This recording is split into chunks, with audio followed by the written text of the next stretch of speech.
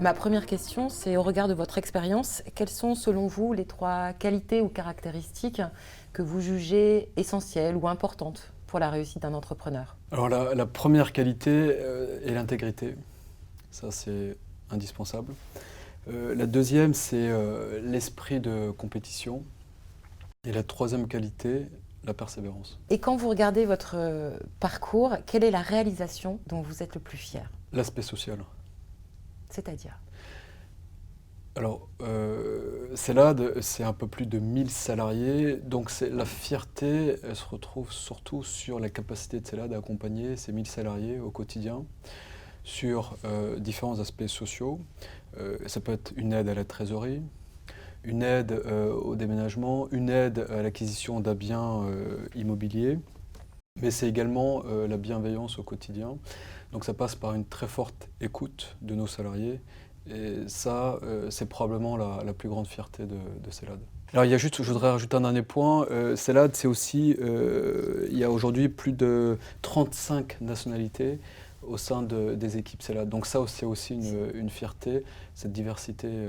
Et de les emmener tous vers un même chemin, ouais, et d'arriver à gérer, je suppose, toutes ces différences culturelles. Exactement, mais qui est une richesse. Hein, bien sûr. Qui est une richesse. Vous pouvez nous citer quelques-unes des nationalités qui sont dans l'entreprise? Oui, bien sûr. Donc on a des Anglais, on a des Irlandais, on a des Portugais, on a des Espagnols, on a des Marocains, des Algériens, des Tunisiens. On a également des citoyens de l'Afrique de l'Ouest, comme les Ivoiriens. Et puis on a des Américains également qui nous accompagnent.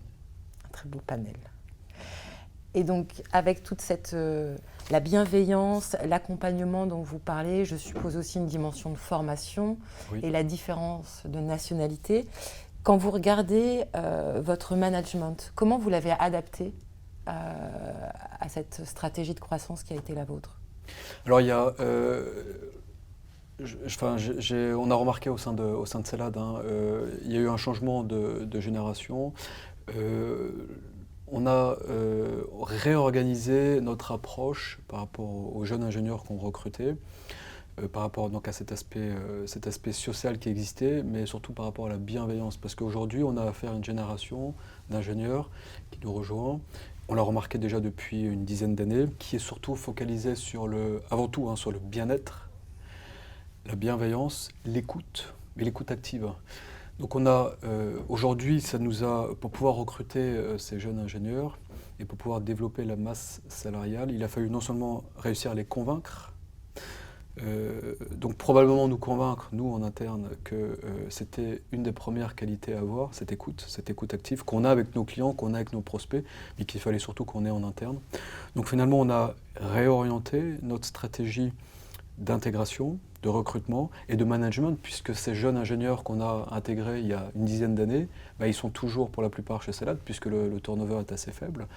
Et ça nous a permis d'inculquer à tous nos jeunes managers et plus anciens managers que finalement cette écoute, cette bienveillance reste aujourd'hui un effet de levier qui est considérable par rapport à notre croissance. Parce que pour accompagner nos clients, pour déployer nos offres, il nous faut des hommes. Pour pouvoir s'asseoir sur cette capacité à fournir, il faut passer par cette première qualité, qui est aujourd'hui indispensable.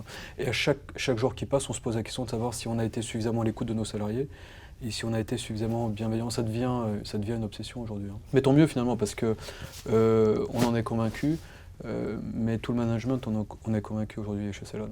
Et quand je vois l'approche qu'on a, parce qu'on a quand même plus de 99% de CDI, donc très peu de CDD, pas de contrat d'interchantier. Donc ça pour nous, c'est vraiment une fierté aujourd'hui. Et adossé au turnover qui est assez faible, ce sont finalement deux cas concrets qui confirment bien qu'aujourd'hui chez CELAD, nos salariés sont écoutés. Toujours ce lien avec la dimension sociale oui, à laquelle vous faisiez référence. Bien sûr, bien sûr.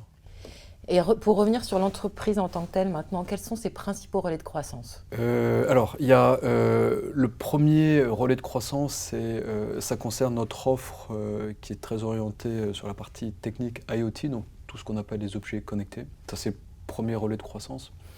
Le deuxième relais de croissance, c'est tout ce qu'on met dans le digital et le cloud. Pour revenir sur le premier relais, ça nous est imposé, nous, sociétés spécialisées sur l'IT et ce qu'on appelle les ESN, hein, les entreprises numériques. Ça nous est imposé, mais on l'a accueilli avec joie parce que ce sont des offres qui sont très techniques. On a un savoir-faire technologique en interne, donc ça nous a permis d'aller chercher des nouveaux relais de croissance chez des prospects qui sont devenus des clients aujourd'hui.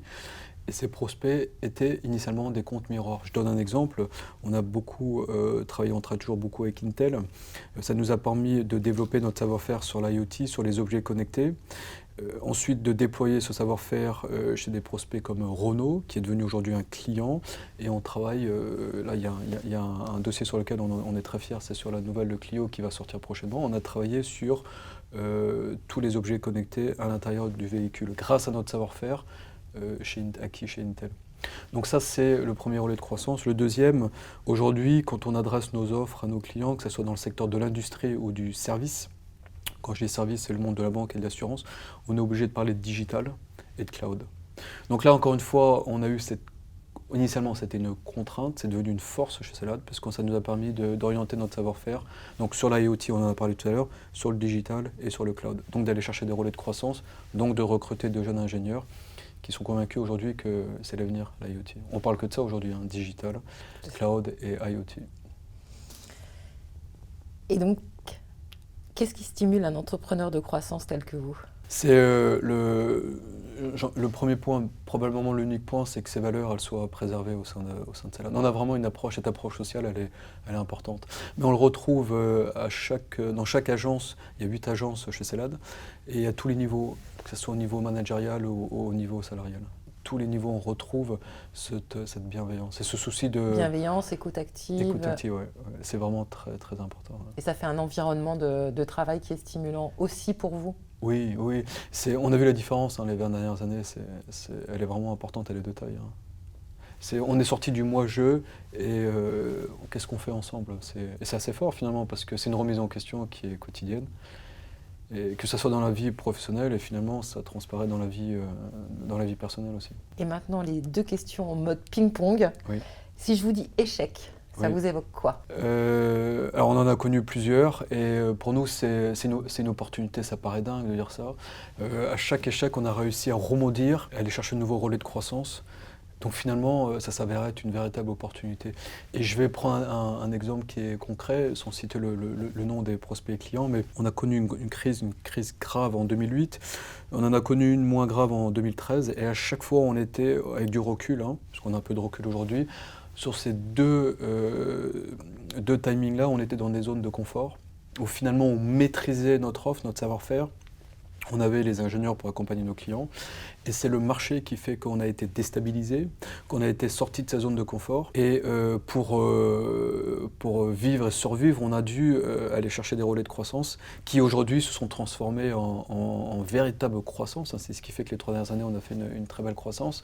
Et c'est ce qui fait qu'aujourd'hui, on est passé à plus de 250 clients chez Celad. Donc finalement, ça paraît dingue, mais j'ai envie de vous dire, heureusement qu'il y a eu 2008 et heureusement qu'il y a eu 2013. Hein. Et on sait qu'il y aura d'autres bulles qui vont arriver et qui vont être crevées prochainement. Il va falloir probablement anticiper. On va essayer d'anticiper au maximum. Et on sait que inévitablement, on va être à nouveau sorti de cette zone de confort. Il va falloir qu'on bataille pour préserver notre savoir-faire. Mais j'ai envie de dire, quand on l'a fait 2 fois, on est capable de le faire 3 fois et on sera sûrement mieux armé. Mieux armé. Oui, j'en suis sûr. Et dernière question, quand vous aviez 10 ans, vous vouliez faire quoi? Sportif de haut niveau. Dans une discipline? Oui.